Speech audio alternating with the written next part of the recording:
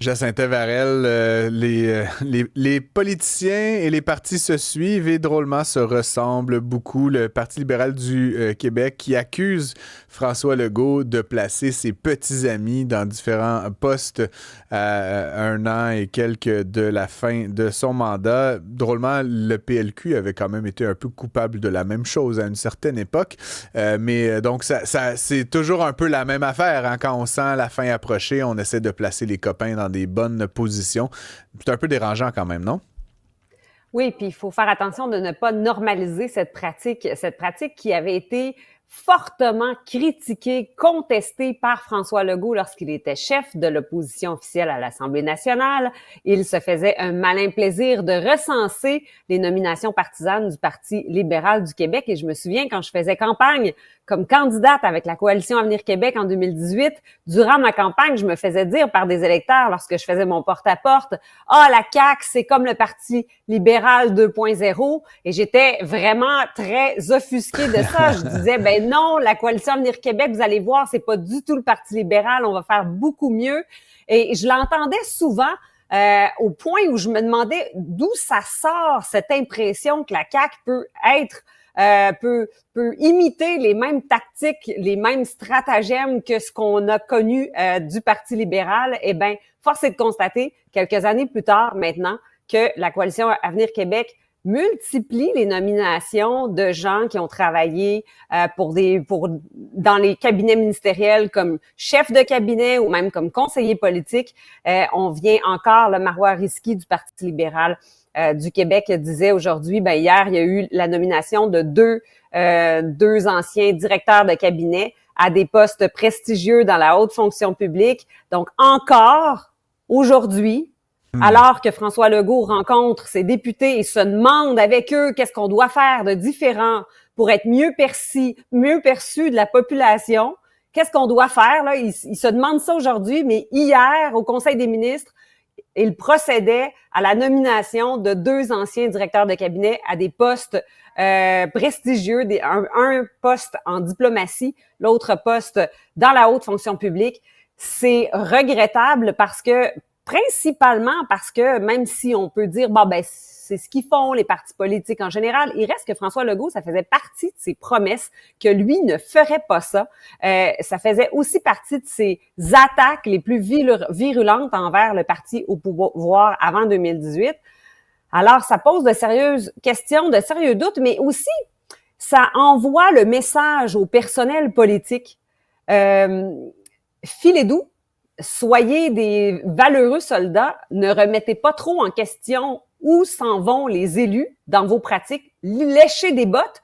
Plus vous allez lécher des bottes, plus vous augmentez vos chances d'obtenir des nominations partisanes. Parce que, et pourtant, l'objectif du travail en cabinet ministériel, c'est de veiller à regarder l'ensemble des dossiers 360, une vigilance 360 degrés autour des ministres pour s'assurer de voir tous les angles et de mettre au défi le ministre dans ses prises de position, dans ses postures. Avez-vous pensé à tel impact, tel enjeu, tel truc? Ça peut donc être en mesure d'avoir une espèce de contre-pouvoir ou une espèce de critique permanente autour des élus plutôt que de simplement leur dire « Oui, vous êtes bon, vous êtes beau, ah oui, c'était parfait, c'est très bien, où est-ce qu'on s'en... Ah oui, votre idée est très bonne, monsieur le ministre, madame la ministre. » Eh bien, en s'entourer de gens qui confortent notre image et qui flattent notre ego ou qui nous renvoient le miroir de Narcisse, eh bien, on se retrouve avec ces mesures-là où on a une culture organisationnelle, je dirais, ou une culture politique où, à force de bien flatter l'ego, oui, s'investir beaucoup, c'est des nombreuses heures, travailler en cabinet, c'est énormément d'investissement personnel, bien sûr, mais il reste que là, on est face à une culture peut-être qui valorise ou qui récompense c'est autrement que par un salaire, autrement que par le prestige d'avoir ça dans son CV, d'avoir travaillé en cabinet ministériel. Là, il y a une récompense additionnelle, c'est que vous pourriez avoir une nomination dans un poste à la haute fonction publique ou en diplomatie. C'est franchement inquiétant. C'est franchement inquiétant, puis effectivement, comme tu le dis, c'est une forme de, je sais pas, de népotisme, le mot est peut-être un peu fort, mais de favoritisme qui n'a pas nécessairement lieu d'être, puis sur lequel la CAQ s'était vraiment fortement engagée à ne pas fléchir. Fait que c'est très décevant. En même temps, là où il y a de l'homme, il y a de l'hommerie, hein, puis ultimement, on sent encore une fois la CAQ sur ses derniers milles comme ça, qui reproduit exactement les mêmes patterns que toutes les autres formations politiques. C'est-à-dire, on a tous ces gens qu'on aime bien, qu'on sent qu'ils vont perdre leur emploi, ces gens-là, là, quand les ministres vont quitter, quand tout ça va se défaire. Là. Puis, encore une fois, je lisais Québec 125, là, la CAQ pourrait avoir 0 député. Là. Il y aura plus beaucoup de staffers à pourvoir. Ben, ou qu'est-ce qu'on fait avec ces gens-là? Ben, on pourrait les envoyer au privé, mais c'est quand même plus facile de les nommer sous-ministres, ambassadeurs, délégués, tatata, puis ultimement d'avoir non seulement un salaire, mais aussi une pension, puis tous les avantages qui viennent avec ça. C'est triste, mais c'est, comme je dis, c'est pas surprenant, finalement, j'ai l'impression que ça se termine comme ça pour la CAQ. En même temps, il y a des mécanismes qui sont prévus pour la fin de la carrière. À chaque 6 mois de service, ils accumulent 1 mois de salaire pour justement pallier à ce départ précipité qui peut arriver à n'importe quel moment parce que parce qu'il y a un remaniement ministériel et puis finalement le nouveau ministre de ce ministère change son cabinet ministériel, c'est les membres de son cabinet. Alors, il y a des mécanismes qui permettent à chacun des membres des cabinets, qu'ils soient directeurs ou conseillers politiques, d'accumuler 1 mois de salaire pour chaque 6 mois de service. Alors, c'est pas comme si on les laisse là nu-pieds là comme ça. Et bon, le prestige d'avoir travaillé en cabinet ministériel, toute l'expérience, toutes les relations qu'on a créées servent aussi. Alors, c'est pas nécessaire de prendre ça en considération pour dire bon ben on va s'assurer d'avoir des nominations pour ces gens-là. De toute façon, c'est pas tout le monde qui travaille en cabinet qui termine avec des nominations. Ça serait bien peut-être de clarifier là, comment on procède pour ces postes prestigieux. Il y a un auditeur qui nous dit qu'en fait, les partis devraient juste jamais s'engager à ne pas faire ça. Parce que, ultimement, mais c'est ça, on est naïf. C'est comme tout le monde qui promet de faire la proportionnelle. Je ne sais plus combien de partis ont été élus avec ça dans leur plateforme. Ah, nous, une fois élus, nous ferons la proportionnelle. Puis une fois qu'ils sont élus, ben, c'est comme, finalement, ne pas avoir la proportionnelle, c'est un peu ce qui nous a permis d'avoir la majorité. Fait que finalement, on va pas couper la branche sur laquelle on est assis. Donc, ça disparaît assez rapidement des plateformes là, une fois l'élection passée.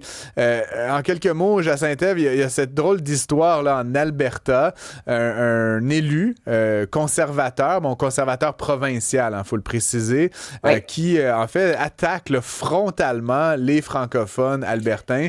On estime qu'il y a environ 6% là, de la population albertaine qui serait bilingue, là, dont 2% qui serait vraiment francophone. C'est pas beaucoup, mais c'est pas rien. Puis évidemment, tout ça va fâcher des francophones un peu partout ailleurs dans la province, dans le pays, puis évidemment les Québécois en premier lieu. Pourquoi tu penses qu'il sort comme ça? Là? Est-ce qu'il y a quelque chose à gagner d'attaquer les francophones de la sorte? C'est un populiste. C'est Jason Stéphane qui est député de Red Deer South à l'Assemblée législative de l'Alberta. Il est dans le même parti politique que Danielle Smith. Il n'est pas ministre. C'est un député, par contre, qui est élu depuis 2019. Et dans une lettre, un article d'opinion dans le Western Standard, il a affirmé que l'Alberta n'avait pas besoin du français et que c'était une lubie de Pierre Elliott Trudeau de rendre le Canada bilingue et que d'avoir des fonctionnaires qui doivent être bilingues partout d'un océan à l'autre, c'était exagéré. Ça fait énormément réagir et j'imagine que c'est dans la mouvance de cet appel à l'autonomie de l'Alberta, mais en même temps, c'est complètement nier les 2 peuples fondateurs de notre pays. Alors, franchement, j'y vois quand même une attaque très frontale à notre histoire, mais peut-être que ça viendra alimenter l'indépendantisme ou la question de souveraineté au Québec, d'entendre ce discours si ça porte écho. On verra si finalement on remet le couvercle sur la marmite et on n'en entend plus parler, mais si ce discours-là porte, je pense que ça va alimenter l'idée souverainiste au Québec, puisque si on est rendu avec des compatriotes qui nient un des 2 peuples fondateurs et nos acquis en termes linguistiques, je pense que ça va faire...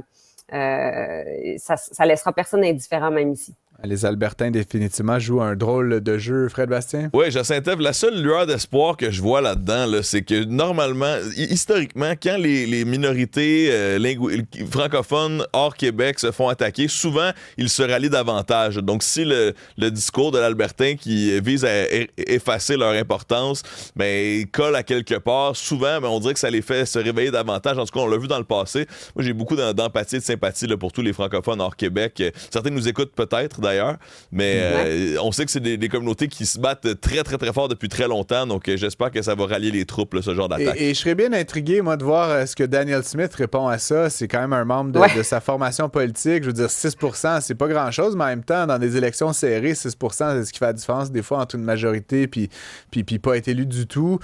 Puis bon, il y a des gens, certainement des anglophones, qui sont pas indifférents à la cause. C'est pas tous les anglophones là, qui veulent manger du francophone. Là. Je veux dire, il y en a qui sont sensibles à cette cause-là sans nécessairement parler la langue.